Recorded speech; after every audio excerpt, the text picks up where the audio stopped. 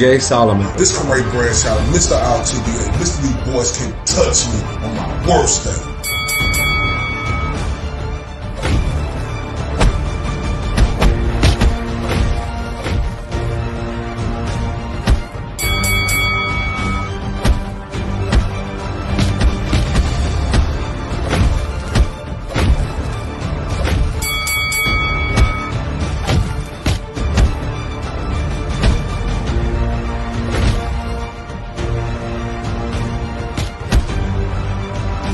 And this is the Spit Bucket Podcast. It's your boy, Mr. RTBA, Mr. 214. Senor Dos Uno Cuatro, Senor Dos Catorce, Mr. Undeniable, Mr. These boys can't touch me on my worst day. Right here with my dog, my partner in crime, Mr. JJ Solomon. What's popping, my guy? What's going on? Happy New Year, bro. Great to be back. Fresh year, 2023. First episode of the brand new year. How's it going for you so far? Man, it's going good, bro. Just blessed to see another day. Salute to everybody out there from the 214 to across the pond. Yes, sir. We got a special show for y'all today, man. We got Corey here. I'm editing my name, so can you tell them what we got going while we're working on? Yeah, we got Stephen Breadman Edwards on the show. Former world championship coach, new world championship. World championship coach. He had unified champs. He's championship coach. Yeah, all of that good stuff right there. Whoopty whoop. And he also got a fighter in Kyron Davis who fighting on this card tonight. But before we get to that, we got to pay some bills, JJ. Let's pay some bills. Say what's up to our friends over at KO. Give us a quick second. And after the break, we got Coach Stephen Breadman Edwards on the show. We all have battles. We fight. We train. We work. We persevere. And we celebrate.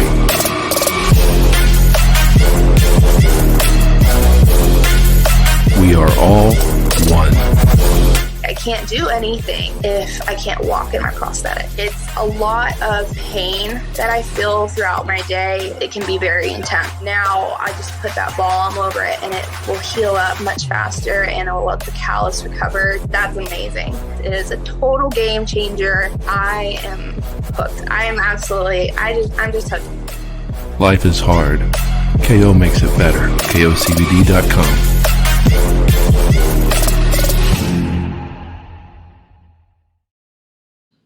KOCBD.com, pain relief, anxiety, sleep, all sorts of stuff, man. Y'all check it out. KOCBD.com. Use the discount code TSB10. But without further ado, let's welcome to the show championship coach Stephen Breadman Edwards. How are you, sir? How you guys doing, man? Appreciate you having me on. Hey, we appreciate you taking out the time to come on. We know you got a big fight this weekend on who I think is the biggest star. One of the biggest stars on the planet in Gervonta Tank Davis. You got a fighter fighting on that card in Kyron Davis. And we really appreciate you and have much gratitude for you taking out the few minutes to come on here, Coach. Thank you. Appreciate that. How's the new year been treating you, man? Good, man. Just grinding, man. I'm just grinding. Grinding. And one thing I get the vibes from you, man, is all work, all business. All the glitz and glamour are really in for you, just from what I've seen from you in the past. So, but the big weekend coming up, man. How's camp going? How's Mr. Davis looking? What are your thoughts for tomorrow or for Saturday? Karan's looking good, man. He had a couple little setbacks in camp, but he's a tough kid. So he's taking this, stay busy fight just so we can get the bigger and better things. Seems like all the fights that he takes, he's always got to come in at the dog on the bottom. But he got the kind of character where he can overcome that. So, he's doing pretty good. Hopefully everything goes right, and then we get a big fight in the spring or something.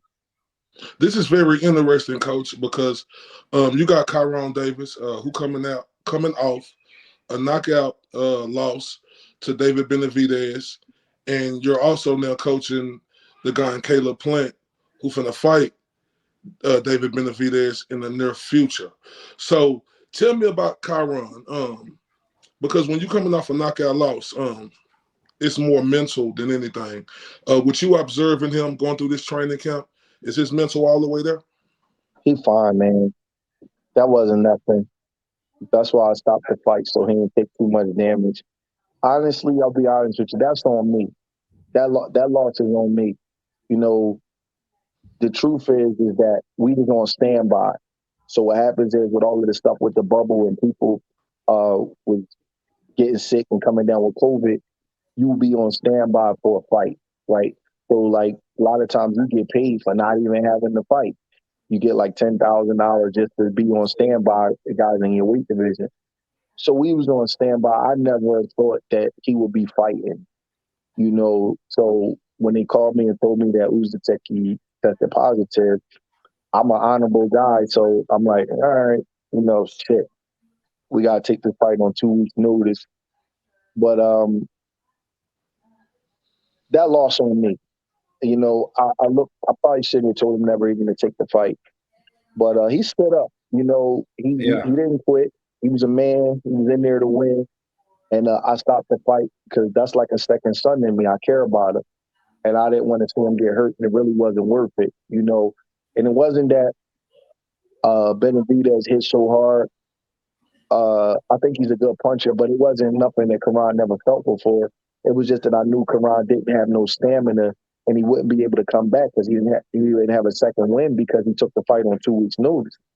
So that's the main reason why I stopped the fight. But his mental is fine. He's a tough kid. He don't even – you know what he was literally saying to me in the corner? Don't stop the fight. He can't punch. Damn, he can't punch. I'm not lying. That's what he was saying to me. He's not like a street kid or a kid that try to act tough or anything like that, but he's a real hard dude. That kind of stuff don't bother him. He was fine. That's good. That's good. He honestly was. He's not like an overthinker. He don't care about that kind of stuff. He just didn't want to get a stoppage on his record. So that's why he kept telling me don't stop the fight. Because he takes pride in not going down and having a good chin. He was like, I could go the distance. He not punching like that. And I'm like, no, it ain't worth it. Your pay not gonna change. So I stopped it. That was 100% on me. He didn't want the fight stop. Man, but hey, and it's not like it's some schmuck, you know. It's not like you guys got stopped by, you know, some journeyman. So that's David Benavidez. A lot of people call him the Mexican Monster, coined by Mike Tyson.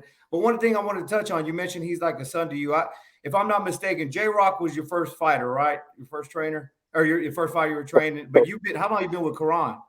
Karan was my second. I got you. So I was training Julian. Karan is a couple years behind Julian in the amateurs. And Karan reached out to Julian one day on Facebook and was like, man, I need some work. So Julian came to the gym and was like, man, this little kid named Karan, I don't really remember him because he's like 4 years younger than me, but he just wants some work. You should take a look at him because he won nationals at 165. You probably going to like him. He came out to the gym, him and Julian tore it up, man, for about 8 rounds. And Karan happens to be the nephew of my high school basketball coach. And then we linked up, and I just started training him ever since. So, Coach, you said you took the fight on 2 weeks' notice with Karan. How long did y'all have for this fight? What was the notice? Did y'all have a full camp? This fight right here, January 7th? Mm-hmm. It was full enough. At this level, anything over 5-6 weeks is cool. It was full enough. We had time. That'll work, man. Now, just bringing it back to the conversation you were having about David Benavidez and not having only being 2 weeks notice. Did you guys get enough from that fight? You as a trainer, you as the guy who comes up with the game plan. Did you guys get enough for Caleb? I mean, do y'all have an understanding? Is there a solid game plan in place? Do you feel like that fight is going to help you and Caleb Plant for the super fight that we're hoping to see later this year? Caleb and Karan are different fighters, so they go about things a different way. People ask me the same thing about Anthony because if you remember, Karan fought Anthony to a draw. Mm-hmm. But they different fighters. I did see some things in David that it's not really a weakness, but everybody just has little tendencies that they do. So I did see some things, but I'm not basing anything on the Karan fight. They just different. Okay, Coach, I got a 2-part question for you. I want to go back to Julian and J-Rock Williams. First, I want to know how mental that was to become a world champion coach? And the second part is, what happened with you and J Rock? Well, it was extremely gratifying. It was a lot of hard work to get to that point. Definitely gratifying, and it was, a great victory, especially winning the fight on the road in another guy's hometown as a big underdog. It was definitely a very gratifying and satisfying moment. What happened with it, just sometimes two strong little people clash, but we cool. I'm training him again. Oh, that's good, man. That's cool. So, it's just sometimes you just butt heads, man. But we got back together, and hopefully we get another shot and shock the world again. There you go, man. Now, a question on that: did it impact you in a negative way for your first fighter to become a champ? Was it too easy? Did you think in your head, man, this is going to be easy? My first fighter I took him straight to championship level. No, I didn't think it was going to be easy because the work that I had to do to get there. He won the title in 2019. Man, I used to pick the kid up from the bus stop, take him to the gym. I'm not exaggerating. Drop 45 minutes, take him to the gym, drop him back off, and then in the morning time, 5 o'clock in the morning, pick him up again and make sure that he was doing his run because I wanted to ensure that I was going to have a world champion. So, people, I've had trainers say to me man, I thought you had it too easy. And, that's why we didn't see eye to eye or whatever. And I say, you didn't see the work that I put in. You didn't see me spending $200 a week on gas, and my fighter was only making $1,000. You didn't see me waking up 5 o'clock in the morning in 20 degrees, doing his runs. We go back home, we go to sleep, and then I get back up 3 o'clock in the afternoon and drive back through rush hour traffic and stay in the gym for 2 hours. And you didn't see me do that for 9 years till we got to the title. You ain't have to go through that Charlo uppercut and then get back to that. Yeah. So people say it was easy, but I'm not saying this in a cocky way, but I earned it all and did and it wasn't easy. I did everything I could to ensure that I was going to have a world champion so I could have a resume in this game. And just because I got it with my first fighter, that don't mean it was easy. It took a lot. Julian no doubt, is a hard-headed kid. It took a lot. We didn't have no financial backers. None of it. I did it all on my own muscle. Wow. You know what I'm saying? That's real. He didn't take no money from nobody. And it was just me and him. And that was probably part of our clash because when other people start getting involved, everybody else start having opinions. Oh, yeah. I'm just not used to having nobody else's opinion when it comes to him because me and him the one that did all of the work. You know what I mean? So that's probably why we had our clash, but we all good now. He just fought in October, November. He's going to be fighting again in the spring, and then he's going to have a big fight at 160. So speaking of that, Coach, that's news to my ear and a lot of other people, that you back in this corner. I absolutely didn't know that. So tell me, because I know that was tough, you being with this guy for 9 years, making it to the pinnacle, you and him making it to the pinnacle, and then y'all having y'all clash. What was that talk like of y'all coming back together?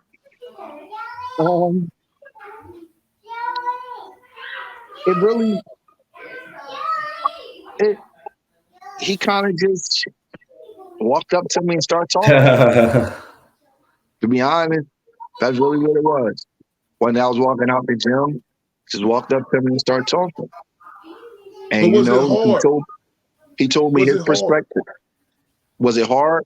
For you, knowing that you went day in and day out with this guy, and then he leave you. Was that hard for you to take him back?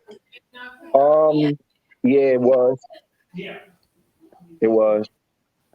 To be honest, it was. Because I'm really not like that, But my daughter, she told me to My daughter said, "Dad, you always tell us to forgive. You need to forgive him and train him again." My daughter been around him. I would train her before she was born. And I love that, man. She's the one who told me that. She's like, "You always tell us," because I got 2 kids. So when they fight, I'm like, y'all can't be walking around the house holding grudges against each other. Because my son is crazy. He like me. He holds grudges. And he fights hard and he holds grudges and he don't speak and all that kind of stuff. So my daughter was like, "Dad, you tell me not to hold grudges. You can't hold grudges against Julian. He's just a young guy." Damn, that's like, incredible, dude. Yeah, it's incredible how our kiddos sometimes will come and teach us life lessons, or you're doing your job right, man. My daughter and my wife, they the ones. They was like, "Take him back," and I was like, because they know how I am. Once I get like that, I'm like, I'm not really that kind of person. No, I understand what you're saying because my guy JJ, before I got with this dude a year and a half ago, like he changed my whole mentality of thinking because I was the type just like you, like you do something to me, but I understand exactly where you're coming from, Coach. Yeah. Grace, forgiveness, all that good stuff, man. So speaking on like relationships, I want to bring it back to the Caleb Plant thing. Caleb Plant won. We had our first annual Golden Bucket, our Fighter of the Year, all that sort of deal. We gave Caleb Plant the knockout of the year, dude. But I want to talk a little bit about the element between you two. You were telling us how, you spent all this time on Julian and, it was just y'all two. That's got to be a little bit different with somebody with Caleb that isn't a blank slate or, yours to mold. How is that element different for you training somebody like Caleb than it is training somebody like J-Rock? Is it more difficult for you as a coach? No, it's not. You know what, man? The hardest thing about being a coach is when you spread yourself thin. And with Caleb, I'm in Vegas. It's just me and him. He runs a very, very organized camp. With Julian, he was younger, and I had to run the camp. With Caleb, all I got to do is just show up with the game plan. So actually, it was easy. He's real resourceful with his dad and his wife and all his team around him. We got our gym schedule. We got our strength and conditioning schedule. I picked the sparring partners, all that kind of stuff. But it's actually very easy, and there's no distractions. It's just me and him. Only difference is that I'm getting him at a different age. I got Julian at 20. I got Caleb at 30. But it's easy. It's not hard at all. It's just 2 hours a day for 8 weeks, and we just grinding. All business. It's easy to train. He's a very easy kid to train. You deserve a lot of credit, right? Because Caleb Plant came off a terrible loss. We have to keep it a buck. He came off a terrible loss against Canelo. And when a guy come off a loss like that who ain't never knew how to lose, and then he get beat like that, it's hard for some guys to come back. And with you coming in this corner, creating that game plan, that put a whole new light to show how good of a coach you was. Was that gratifying? It was because, there's always a lot of talks on who's the best coach and who's this and who's that. And I always say it's too hard to quantify because we all taking fights under different circumstances. If, I'm taking fights personally as huge underdog. I'm taking guys that just got stopped. And then I got to go in the ring and build their self-esteem, their next fight. Julian didn't win the title on his first title shot. He won it on his second one. So we had to get over that uppercut from Charlo that everybody laughed at and talked about. You know what I'm saying? So honestly, I think that's why Caleb picked me, because he know I've been through the mud before. And a lot of times when everybody talk about who the best coach is, I say, listen, y'all got to tell me who the coach is that's taking fights as a 6 and 7-1 underdog and still competing. Because that's the hardest thing to do in boxing. When you bring in a Julian Williams to DC to fight Jarrett Hurd as a 6-1 underdog, or even Karan Davis versus Anthony Durrell going to COVID, move him up in weight on short notice, and he there to get knocked out, and it don't work out the way they want it to work out. Or even at a lower level, a guy like Zach Ochoa against Brandon Lee. Brandon Lee look a little bit different Oh, now yeah. as that quarterback.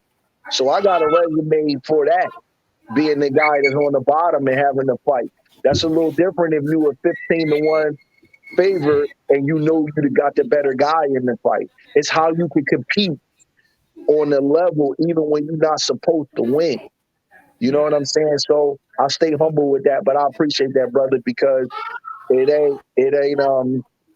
it's not easy, but I'm built for it. You know what I'm saying? I got high self-esteem. I don't let nobody tell me anything bad about me, man. You ain't gonna talk down to me. You're not gonna tell me that I'm not that. I don't believe in that. My kids is like that, and that energy feed off to my fighters. I don't act like I'm a tough guy, but nobody's gonna belittle me or make me think low of myself because I may not have succeeded on that particular day. My son just had a basketball game. He didn't have his best game.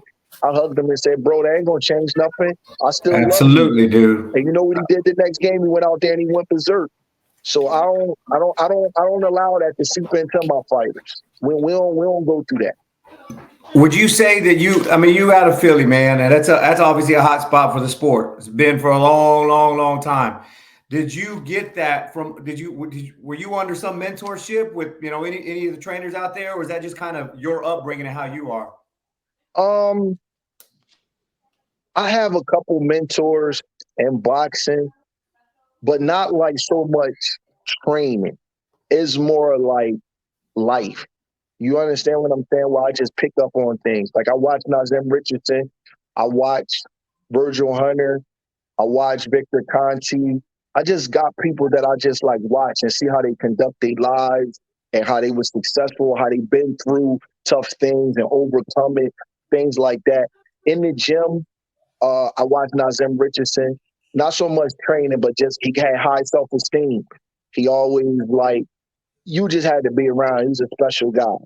So, he probably mentored me from afar, but he didn't know he was mentoring me because I just watched him. I never really asked him nothing. I just watched him and I just talked to him. And then I picked up things on my own. I just know how to pick up things. I watch older guys that are very wise, and I allow myself to be mentored that way. You know what I mean? So that's probably things that I did pick up from people, but a lot of that stuff was instilled. My mom had a good, strong mom. My stepdad, he was a real strong guy. My grandfather was probably the biggest influence in my life. He was a Korean War veteran. So he taught me a lot about street, women, everything, and he was probably the biggest influence in my life. So Love to hear it, man. it's no date. I haven't seen a date for this Caleb Plant fight yet. I'm not here to ask you a date because I know you can't give that. But is it? I mean, I'm hearing March. That's what I'm hearing. I don't know. Hey, Craig. Hey, if he wants to tell us, let him tell us. The fight was in March. When would you go in camp with Caleb? If it was in March. I'm gonna say this. I'm not the one that can say the date. Caleb and David are going to announce the date, but I'm about to leave for camp pretty soon. I'll leave it at that. And they are going to fight. I know y'all used to guys not fighting and lying and all that kind of stuff. They fight. My flights have been booked. My Airbnb has been booked. We ready to rock. Woo! We ain't ducking no smoke. Woo! We gonna fight. I love it, dude. Caleb not scared of him. Y'all think he's gonna pull out the fight? Ain't none of that happening. We gonna fight. I'm spending about 9-10 weeks away from my family. We fighting, brother. Trust me, we fighting. So I've been hearing the rumors. It ain't really signed and all that. That's game. I can't tell y'all when it's gonna be, but they fighting. Quick thing, Caleb fights. He lives and trains out of Vegas, right? So yes, you sir. will be in Vegas. Look at Corey over there connecting the dots over here. Corey's trying to be detective, trying to figure out the dates over here. When y'all hear that I got off the plane, just start. Y'all know what it is. I love it, man. I love it, dude. That's. We got a chance to talk to David last year. Well, I did actually. It was during the Spence fight. He was in town. Spence Ugas. And it doesn't seem like there's a lot of animosity like we saw in the hype to Darrell. Would you say, because obviously, I mean, that, like I said, that was our knockout of the year, man. It seemed like there was a lot of bad blood there. It was, the guys just didn't like each other. Did you see something? Because Caleb wasn't an underdog going into that fight. I know you talked a lot about being an underdog and coming in, but I didn't anticipate it ending like that. So did you see something in Caleb's game where you said, you know, you could totally change the way people see you? How did that discussion come along? What you said verbatim, I said that.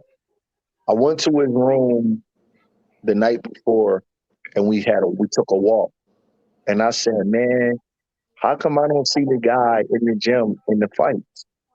Because I'm telling y'all, he put sparring partners out the same way he did Darrell. Boom, turned the water off. In camp, I don't lie. I don't exaggerate anything. One punch, boom, out. And I'm like, how come I don't see that in real fights? And he told me why.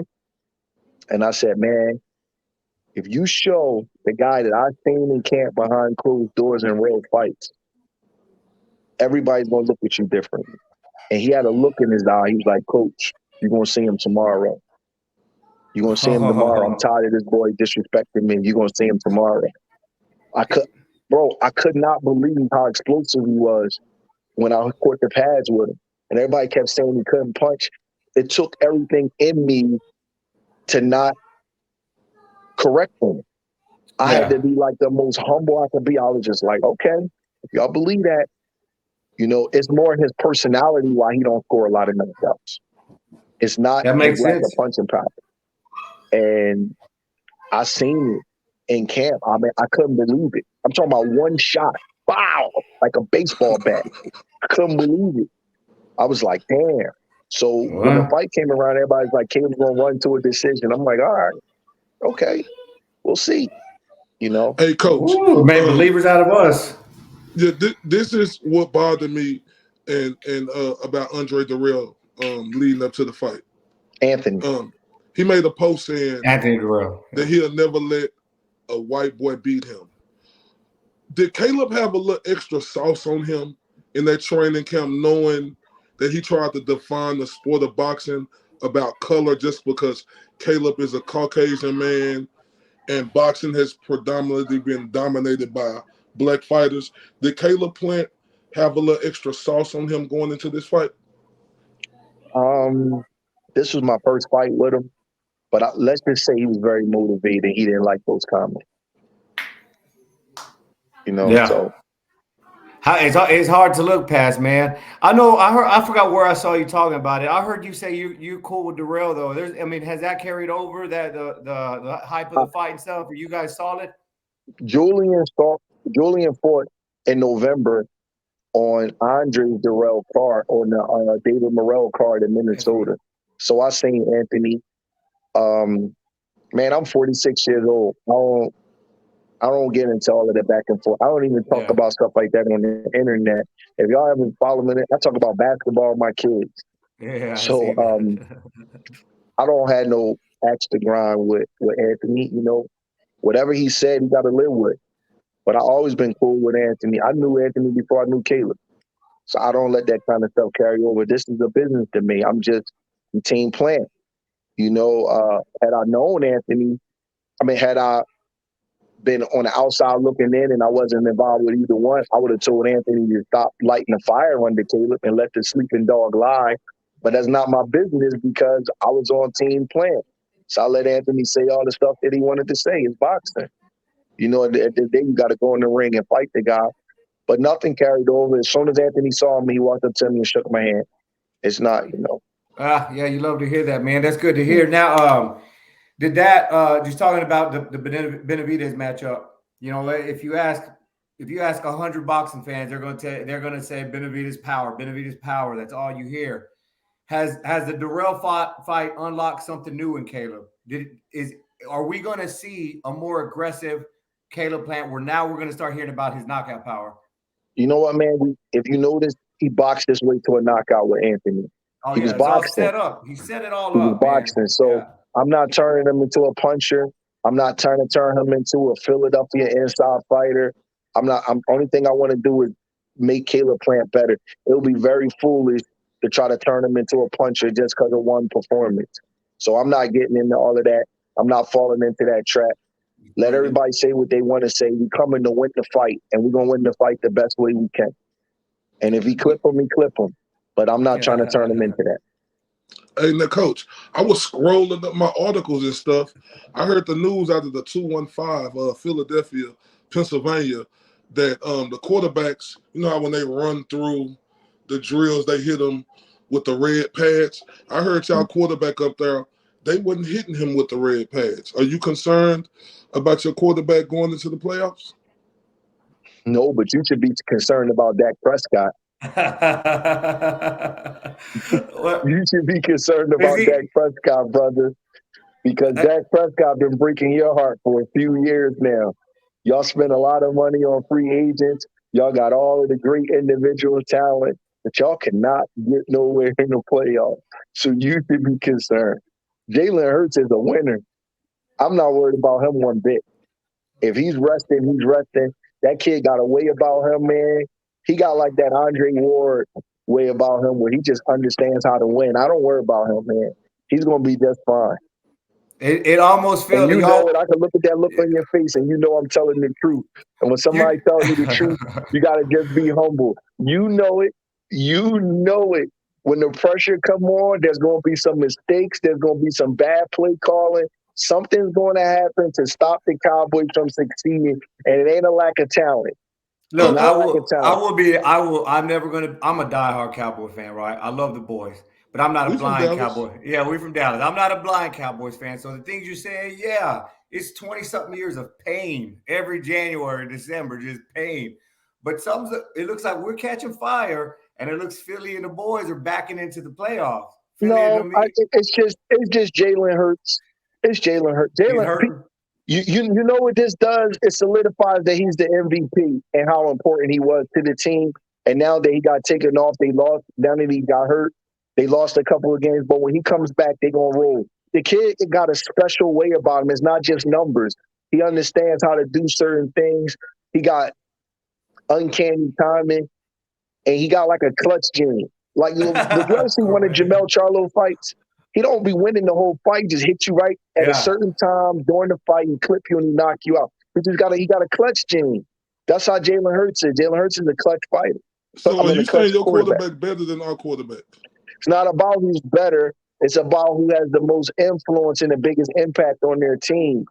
Dak Prescott's been around longer, so I'm not going to say Jalen Hurts is better off for one good year. But if you're asking me who I would rather have right now, playing their best, I would rather have Jalen Hurts because I already know what Dak Prescott is going to do. He's a very good quarterback, but he ain't a great quarterback. We don't know what Jalen Hurts is, but Jalen Hurts still got an upside. Coach, you ain't giving Dak enough credit, right? I understand what you're saying about Jalen Hurts. I like Jalen Hurts. I think he is a great quarterback, and if the Eagles is smart, they pay that man right now before the next year, like what happened to Dirk. Like what happened to Dak. But you know Dak is like 19-1 against the NFC East in his career, right? Or the last 2 years or something like that, right? It is what it is. Hey, before we go, man, I know you kind of squeezed us in. It was a busy week, but we can't leave without talking about the biggest conversation of boxing. I just want to hear your take, not the drama, but Bud Spence, who's your winner? I don't have one now, man. I think it's a close fight. I know people don't like to hear that. And I know y'all from Dallas. Earl, my guy. I got a lot of respect for Earl and Derek James. I got a lot of respect for Crawford. I think it's a close 50-50 fight. You got to ask me when they get in camp so I see how they look. That's a close fight. It's going to come down to who has the better camp, better strategy, better mindset. Sometimes the fans draw a line in the sand and make it seem like one guy is this much better. Facts. They close. It's neither one of the guys. Both of them have their advantages. I think Earl is probably the boxer in the fight. Earl got a great jab. He showed it against Mikey Garcia and Danny Garcia. He got real good balance. And lately, besides the Ugas fight, he's been relying on his boxing skills more. He turned into an animal versus Ugas, though. Maybe that was the hometown crowd. But before that, he was boxing. I think Crawford lands these real unique, sneaky punches. They don't look like they much, but he's knocking everybody out with them. And I think Earl got to be real careful to engage him because he could get clipped. So I see Earl probably being a boxer and Terrence probably being a puncher. But both guys get stronger as the fight go on. Absolutely. Both guys are mean. Both guys want this because their legacy's on the line. Neither one of them has beat like a Hall of Fame level fighter yet. So it's a big fight. But I don't know, man. I got to see him get signed, see how they weights look, everything. It's that close to me. I don't think one has a big advantage over the other. I couldn't agree Hey, Coach, with you one more man. thing before you go. You got J-Rock back in your corner. Do you see that fire in him when he was on the road to win the world championship? Yeah, man. We were sparring the other day, man, and he looked good. He looked good. His body looked good. He's in good spirits. I'm going to tell y'all something, man. Sometimes, man, life will humble you. And, you know, Julian won that fight against Jarrett Hurd. And we want to go to the Rosario fight. You know, we was having a good camp. And he got sick. We didn't know that about the COVID at that time. COVID didn't come around till March of 2020. He fought that kid in January. But he had the flu. He could get over it and fight. He probably didn't think Rosario was the toughest opponent in the world. And what happened is one bad thing after the other started happening. You know, but the honest truth is he had a real bad flu going into that fight. But for that kind of money, you fight. You know, and I'm not making an excuse. I'm just telling what happened. So I think Julian the kind of kid where he has to kind of just be in the environment with just me and him. Nobody, he don't deal good with distractions. He the kind of kid just got to just be me and him, and that's it. And if we get that environment back, he'll be fine. And then we're going to be talking about him upsetting somebody else and winning the title again. With him, it's all about the environment. But the problem that happened with him is that I was training him since 2010, right? So just imagine, he was 20 years old. So now I'm going all the way through this time with a guy that's got a family, he got children and things. So it's things that I could do with him when he was 21, 22 that I can't do with him now. You understand what I'm saying? Yeah, like he used to come live in my house and just live in the basement. I will bring him his food. We watch videos of him fight. I make sure he ate. There can be no one in my house. He living like a monk, right? You know what I'm saying? I'm physically salmon, spinach, brown rice, oatmeal, fruit. You know what I'm saying? I'm physically doing all of this kind of stuff. Now he got a family. He got 2 kids of his own. He got a woman. So things change. So I can't treat him like a little kid anymore. Now he got to do all of those things on his own. But if we get back to those kind of things, man, he'll be just fine. It's just the environment, and you just gotta have me over top of him. It's not a bad or a good thing. It's just the way that we got to do it. You know what I mean? And I think he could do it again. He not shot physically. You know what I'm saying? He can still do the same stuff he did before physically. He's got to get in the right mindset. We got to have a good camp, and can't nobody bother us. You know what I mean? Like, I don't want to walk around taking a 32-year-old man's phone. You know what I'm saying? Yeah, no doubt, when he was younger, I said, yo, man, go turn your phone off. It's harder to do now. He's a grown man. He got kids. He got family. But that's what he needs to succeed. So we'll see. I love it, man. Yeah, we'll see, man. He's been looking good in the gym. Well, Coach, we really appreciate you taking out your time. We know this is a big week for you. I mean, it's a big day every day for you because we live, eat, and breathe boxing. If you're in this sport, you live, eat, and breathe it. Whether you are a coach, whether you're a fighter, whether you're in the media, that's just what you do because we all got one common thing in common. We love the sport of boxing, and we truly appreciate you taking out your time to come on our show. JJ? Appreciate you, man. Good luck this weekend, and I hope you guys have a happy New Year. Do you have something else to say? I thought you were going to say, yeah, appreciate you, man. I appreciate you guys having me on. Thank you. All right, you have a good one. We'll talk soon. Good luck this weekend. Yep. All right, Corey. That was very interesting, JJ. Shout out to Stephen Breadman Edwards. We look forward to going down there in Las Vegas, you know, when that fight finally gets signed, sealed, and delivered, to go spend a couple of days with them in training camp to see Caleb Plant work ethic, right? I already think he's a good fighter. He done showed that he done been champion before. But his resurgence after that knockout loss, look, JJ, what I always tell you, it's not easy to become a world champion, but like when you become world champion, you become world champion. The hardest thing to do is when you lose that belt and you have to work your way back up. Caleb Plant showed me in that Darrell fight that he's back.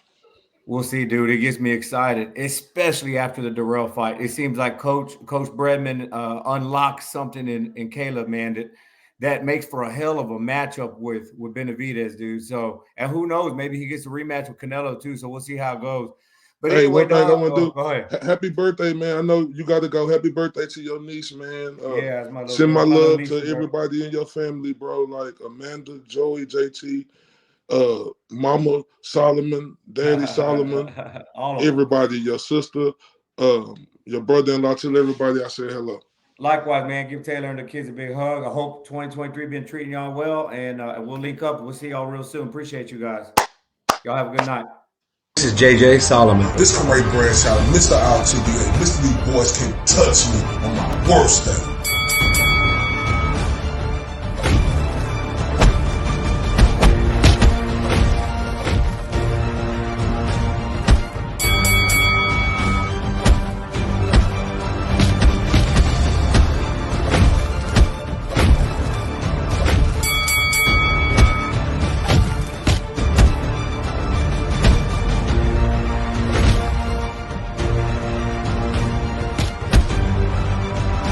And this is the Spit Bucket Podcast.